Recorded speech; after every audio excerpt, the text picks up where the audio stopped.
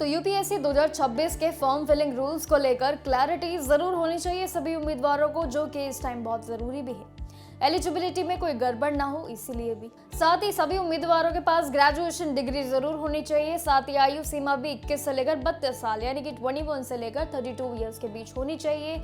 ये आपके लिए मेन है। लेकिन सबसे ज्यादा ध्यान कैटेगरी सर्टिफिकेट्स पे आपको जरूर देना होगा। वो क्या है ये भी समझ लेना, क्योंकि अगर सर्टिफिकेट आपका सही फॉर्मेट और कट ऑफ डेट के बाद अगर हुए तो आपका जो है इसमें पूरा प्रोसेस कैंसिल हो सकता है। इसलिए जानकारी जरूर जान लेना। चलिए समझते हैं पूरे फॉर्मूले को। आखिर ये फॉर्म फिलिंग का पूरा प्रोसेस क्या है। तो देखिए, फॉर्म फिलिंग के प्रोसेस को समझने के लिए सबसे पहले आपको इसके इंपॉर्टेंट डिटेल्स को समझ लेना चाहिए। जो पहला पड़ाव है, यूपीएससी 2026 के लिए अप्लाई करने के लिए आपकी जो आयु है 21 से लेकर 32 साल है।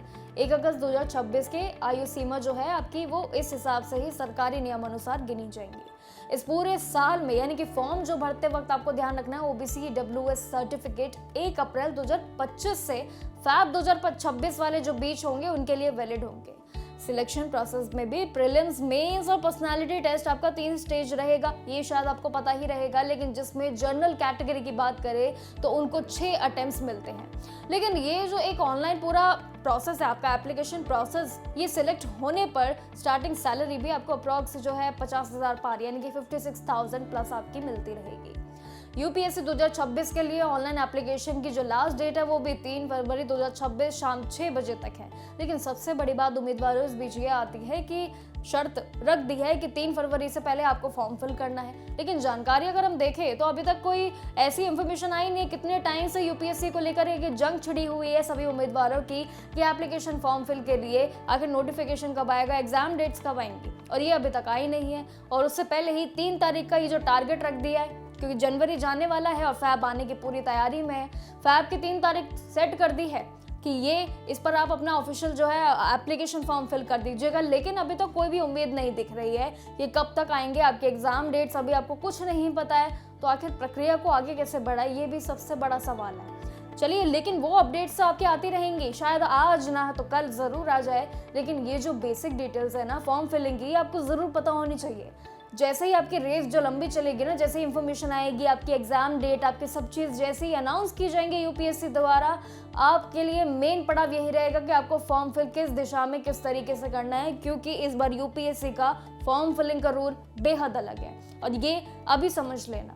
तो देखिए, यूपीएससी 2026 के लिए जो ऑनलाइन एप्लीकेशन की जो जानकारी आपको जाननी चाहिए उनको साथ साथ नोट भी करते रहिए, क्योंकि आपके लिए जो टारगेट्स है वो काफ़ी ज़्यादा टफ होने वाला है यूपीएससी को लेकर। देखिए, नोटिफिकेशन जैसी जानकारी आएंगी आपके लिए तुरंत ये होगा कि आप अपने सही जानकारी समेत अपना फॉर्म फिल कर दें। तो देखिए, इसकी एज लिमिट भी आपको बता दी है, एज रिलैक्सेशन भी आपको पता चल गया है। लेकिन फॉर्म भरते वक्त आपको ध्यान रखने की क्या जरूरत है, एक तो आपकी फोटो जो 10 दिन से ज्यादा पुरानी बिल्कुल नहीं होनी चाहिए। जी हाँ, इस बार फोटो को लेकर भी रूल चेंज हुआ है। आपका सिग्नेचर, आईडी प्रूफ स्कैन करके तैयार रखना, ये भी जरूरी है। लेकिन जर्नल ओबीसी के लिए जो है उसकी जो फी रहेगी वो 100 रुपये रहेगी, जबकि फीमेल और SC ST PWD के लिए बात करें सभी कैटेगरी के लिए बिल्कुल फ्री है। सबसे जरूरी बात यह है कि ग्रेजुएशन के फाइनल ईयर स्टूडेंट्स भी इस बार अप्लाई कर सकते हैं। जी हाँ, फाइनल ईयर स्टूडेंट्स भी अप्लाई कर सकते हैं। लेकिन फॉर्म में भरी गई जो डेट ऑफ बर्थ होगी ना, उसके बाद में ही कभी भी आपका चेंज नहीं हो पाएगा, कोई भी करेक्शन का विंडो नहीं आएगा। इसलिए डिटेल्स को बहुत ध्यान से आपने भरना है। और साथ ही सबसे मेन आपको एप्लीकेशन फॉर्म में ध्यान देना है कि कैसे आपको फिल करना है, हर एक क्राइटेरिया सहित। यूपीएससी 2026 के एप्लीकेशन फॉर्म को लेकर हर एक डिटेल इन दिनों बनी हुई है और वो समझना जरूरी है। देखिए, आगे जो फॉर्मूला आप समझेंगे ना, शायद उससे आपको एक क्लैरिटी मिलेगी।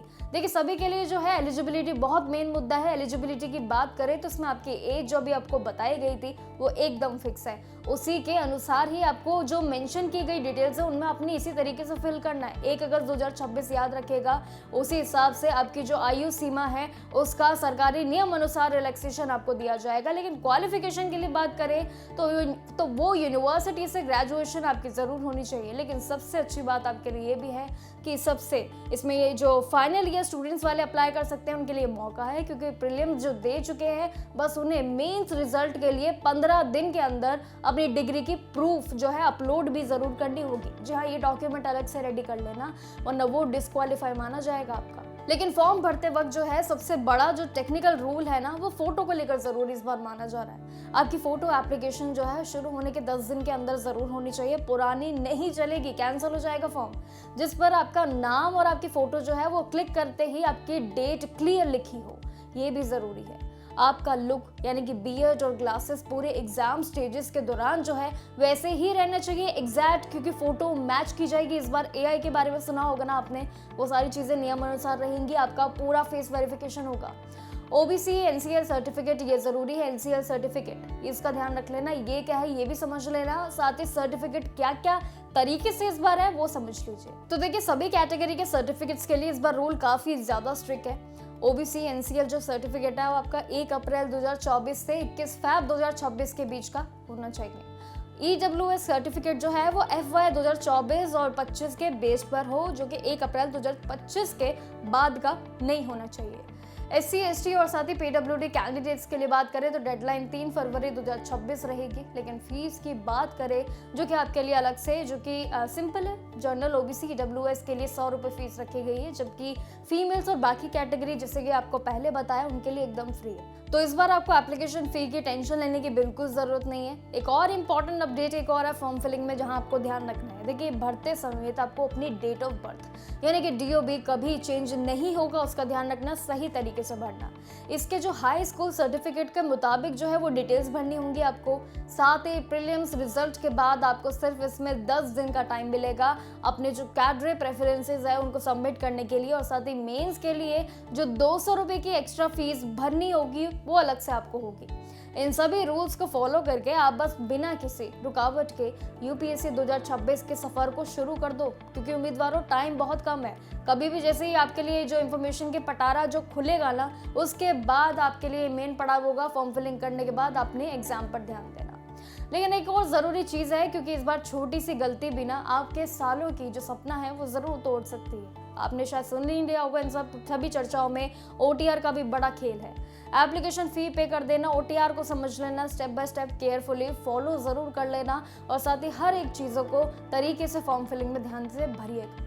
कॉमन मिस्टेक जैसे कि आपकी फोटो फॉर्मेट या सर्टिफिकेट डेट्स अगर गलती से भी आपकी गलत हो गई, उससे बचने के लिए ना आपको बस इन गलतियों को नज़रअंदाज करते हुए डिटेल्स को जानकर बस अपना एप्लीकेशन फॉर्म जल्द से जल्द फिल कर देना है जैसे ही डिटेल्स आएंगे। लेकिन लेटेस्ट जो इंस्ट्रक्शंस हैं उनके लिए ऑफिशियल वेबसाइट से जुड़े रहिएगा, क्योंकि कभी भी पलटवार हो सकता है सारी चीज़ों को लेकर। अभी फिलहाल जो है ये रूल्स जो रेगुलेशन बताए गए हैं फिलहाल के लिए तो अभी यही सेट है, लेकिन जैसे ही जानकारी आएगी आपका एग्जाम डेट्स क्या रहेगा और आपके लिए जो आगे पड़ाव क्या क्या रहेंगे, वो सभी के लिए आप बने रहिए जानकारियों पे, और बाकी जानकारी भी यूपीएससी से रिलेटेड भी बने रहिए हमारे साथ और देखते रहिए जागरण जोश। नमस्कार।